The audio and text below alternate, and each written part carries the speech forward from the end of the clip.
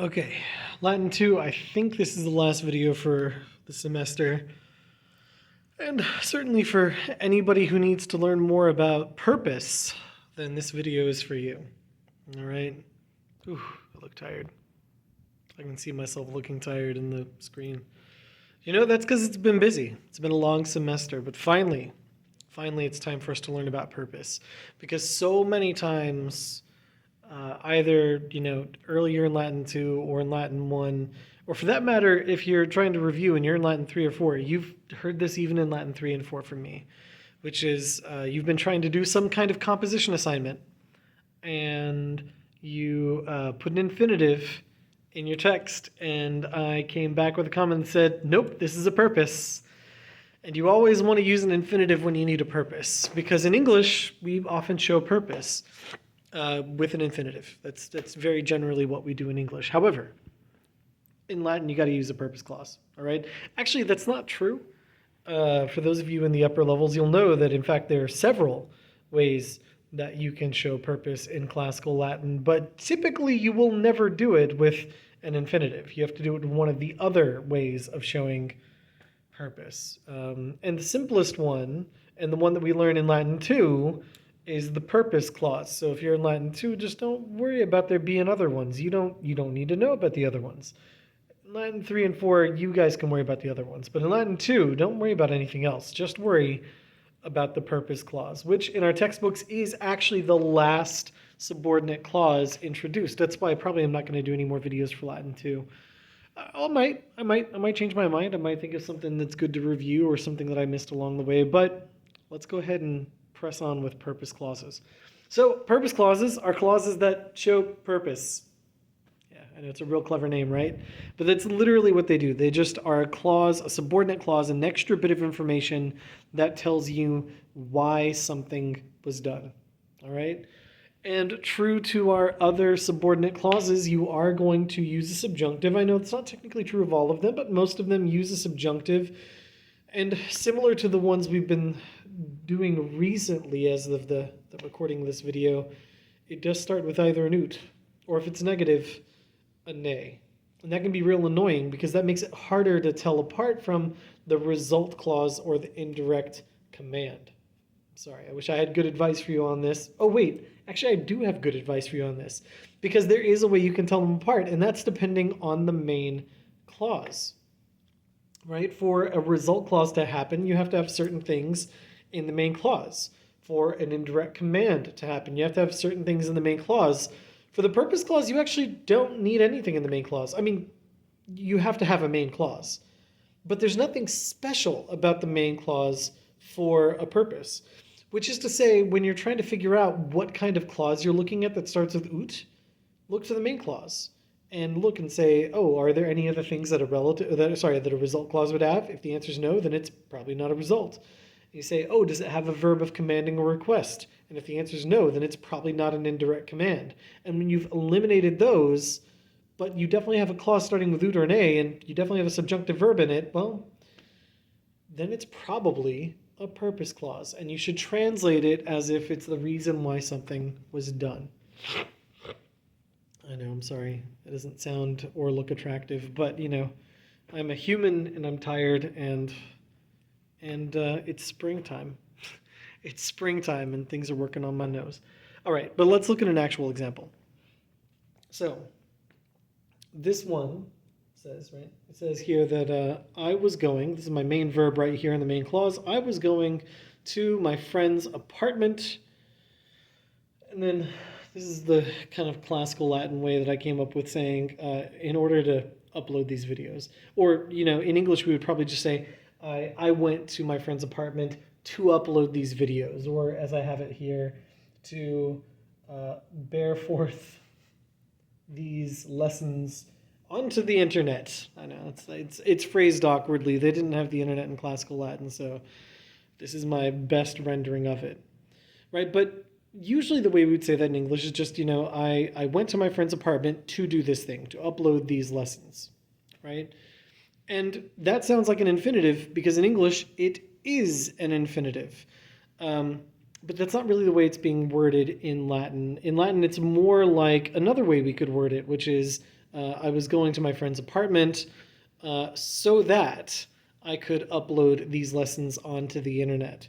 And so a good way to think of the ut here is if we're translating it as so that, all right? And that way you can think of this ut as being slightly different from the indirect command ut or the result clause ut. Where the result clause, your ut is definitely coming out as a that.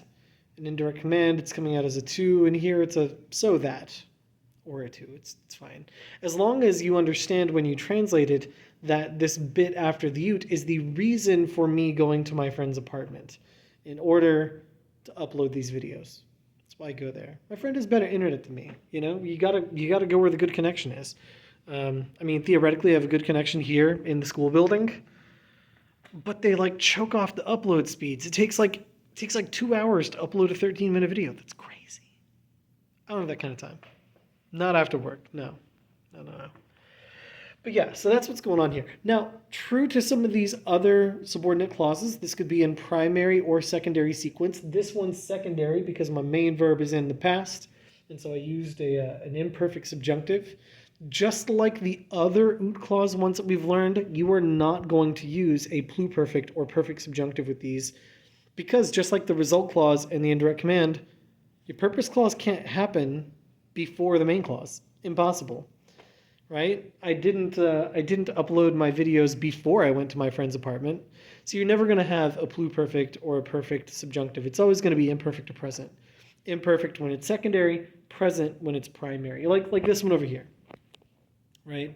Like this one where it says, Ashlyn ought to drink water so that she doesn't, and you notice I'm saying doesn't here because it's negative. I have a nay, not a newt, so that she doesn't hiccup.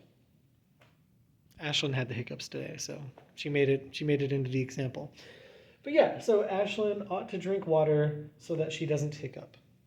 Cool stuff. And there's nothing special about my main clause. I don't have one of my result clause words. I don't have a verb of request or command. I just have an impersonal verb, actually. And then I have nay, the negative version of ut, and I have a present subjunctive of the verb that apparently means to hiccup. I learned this was a new one to me today. I've never seen this verb before, but nevertheless, I did make it present and subjunctive. All right? So this is the reason why she should drink water, so that she doesn't hiccup. All right? Now, like I said, when you're looking at one of these sentences with a purpose clause, you do need to kind of eliminate the others as possibilities if you want to be super sure. I mean, the sentence, if it's easy enough and it's really obvious, then you don't have to worry so much about that. But if you ever look at the sentence and you don't know, like you can't tell right away if it's purpose or something else, then like I said, look to the main clause and see, are there one of those 8 special result clause words, or is there a verb of command or request? Like take this slightly more complicated sentence, right? I've got one with several clauses in it.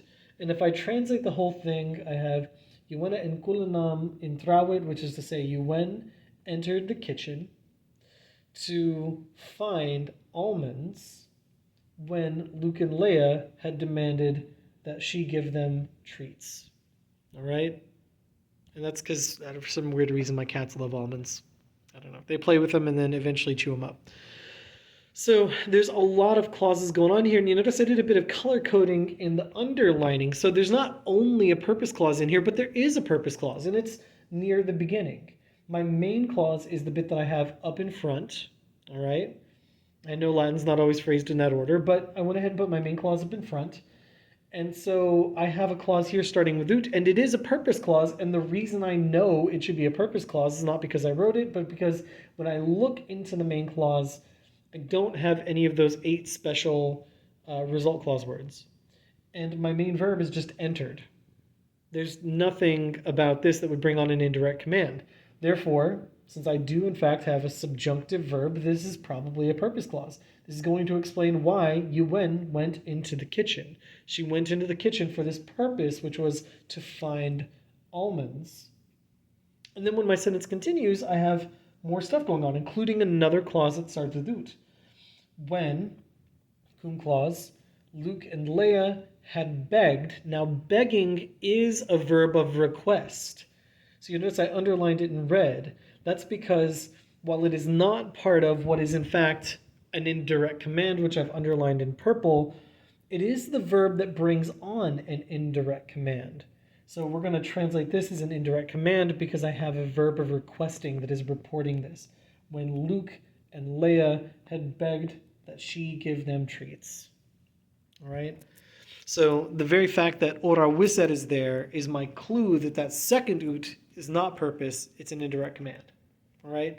Or, you could even take this one. I actually got the whole hat trick in there. There are 3 clauses here. They all start with ut. They're all different clauses that start with ut. But if you were looking at it and you didn't know the sentence, how would you know? Are there 3 purpose clauses in there? Can you have 3 purpose clauses? Well, sure. If you have 3 reasons for doing something, you totally could. But let's look at this sentence specifically and see why it's not 3 purpose clauses. Well, if we start with our main clause up here, it says, Leia hid so many almonds. Now my tot, this is one of my 8 special words that can bring on a result clause. And if you need to review those 8 special words, find them in your textbook or go back and rewatch my video on result clauses. But tot is one of those 8 special words that has something to do with so, right? Not just she hid almonds, but she hid so many almonds that there's going to be a result. So many almonds that Amanda asked, and of course, asked is a verb of request, that can bring on an indirect command that she asked that I clean them from the house. This is what she requested that I do. And now I have one more clause. It starts here with a ne and not an ut, but that's just the negative form of ut, right? So I have one more clause that starts with ne. I don't have any other verbs of requesting. My verb here is clean. That's not a verb of request.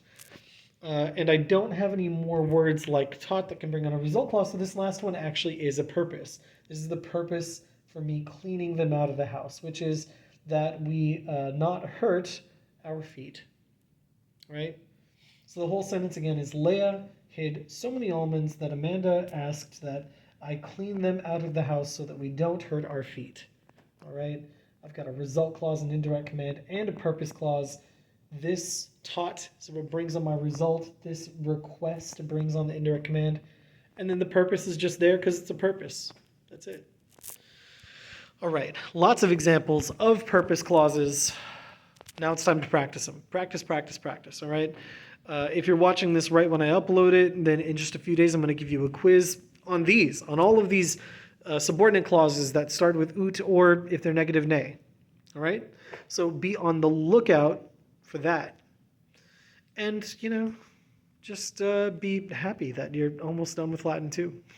Or if you're reviewing this, be happy that there's these amazing videos that you have to review with. And, of course, as I always say, if you have questions, message me.